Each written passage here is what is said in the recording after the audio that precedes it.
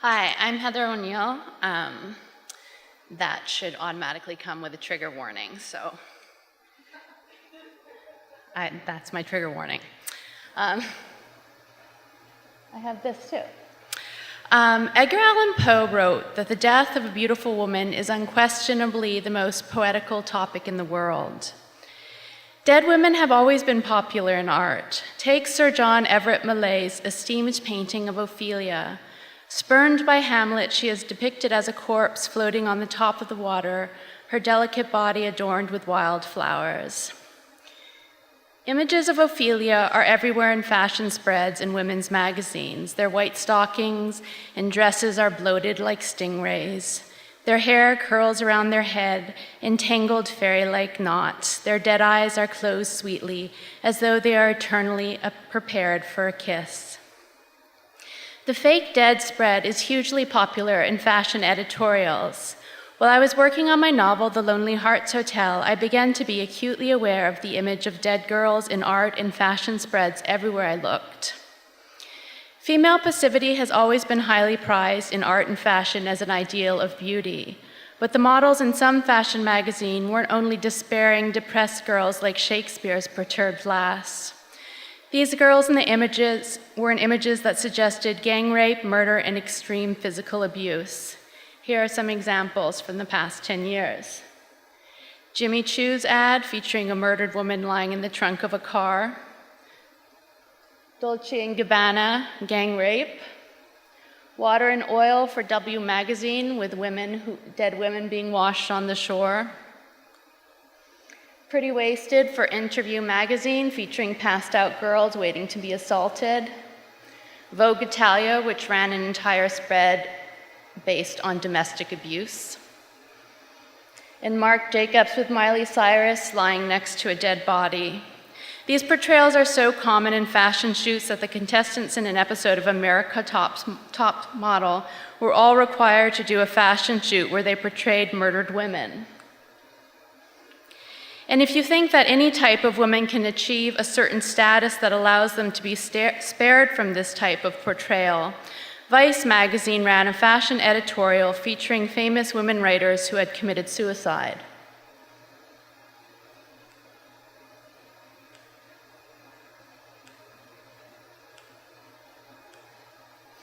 Sun Mo, who's a poet from Taiwan, and she hanged herself with a stocking. Vice magazine actually gave information where you could buy the stocking and the price.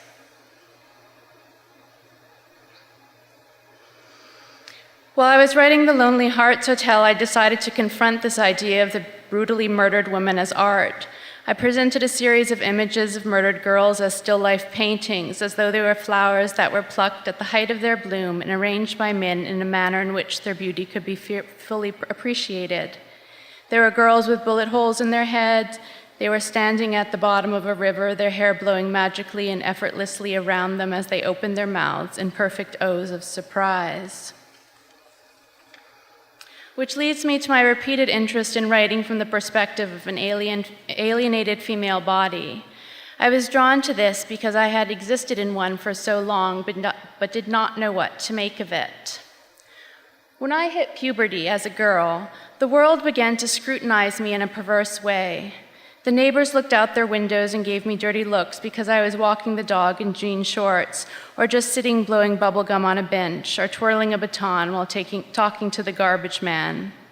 Suddenly the world became obscene and I hadn't done anything. Everyone was just projecting these thoughts on me. I was surrounded by perverts as any girl was. Once I was sitting on a public bus at rush hour and the man next to me took my hand and put it on his penis. I was buying milk at the corner store and a man in a trench coat opened up his trench coat to reveal he had nothing on underneath. I looked up at the convex mirror at the end of the aisle. There was nothing that the mirror could do. In any case, the owner could rest assured he wasn't stealing anything. I was attacked twice in public, once on a bus at rush hour. I was walking my toy poodle once, and a gold Coupe de Ville drove up next to me, and the man inside inquired whether I would like to star in pornographic films. I answered the telephone, and the man at the other end asked if I would like to sit on his face. like telemarketers they always called at dinner time. I was a blank screen with the pornographic male gaze being projected onto it. Because I also lived in an abusive, dysfunctional home, I ran away in order to have whatever possession I could over my body, knowing I was stepping into the dangerous world of the street. I had no interest in boys, not really. I wasn't mad about them the way I was about other girls. I looked for fascinating girls on the street, the ones who had the strangest thoughts. There was a girl with bangs to her nose who was always reading Shakespeare's Antony and Cleopatra. There was a girl who made miniature furniture out of bits of clay and kept them in a tin lunch pail. There was a skinny girl who had a voice like Grace Slick. There was a girl who had a scrapbook filled with images she cut out of magazines. One girl played a toy accordion she wore on her back like a school bag. There was a girl whose fingertips were always covered in black ink from drawing in her notebook. She drew tattoos all over my arm with a ballpoint pen. I was like Sleeping Beauty, protected by a huge rose bush. I met a girl wearing a rainbow-striped dress that went down to the ground. She had a pink beret over her thick black hair. I adored her look. Girls dress for each other, not for boys. She was so mad, it was lovely. She spoke about the moon and sadness so eloquently, I would be almost jealous.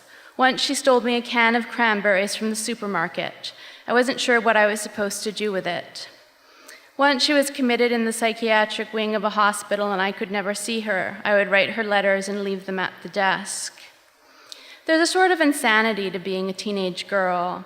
I fell madly in love with everything. Everything made me excited.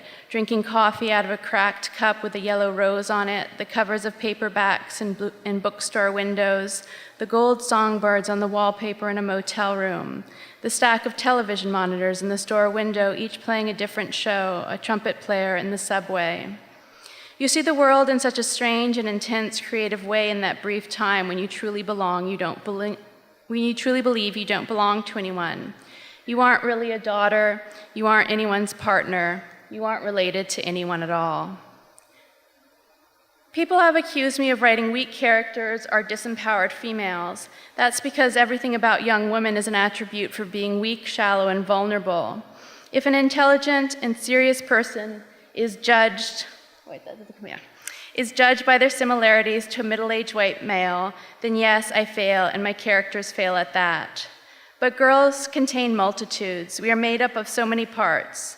The reason that the monster in Frankenstein is so memorable is that he is fashioned out of cheap castaway body parts in a spectacular feat of biomechanical engineering.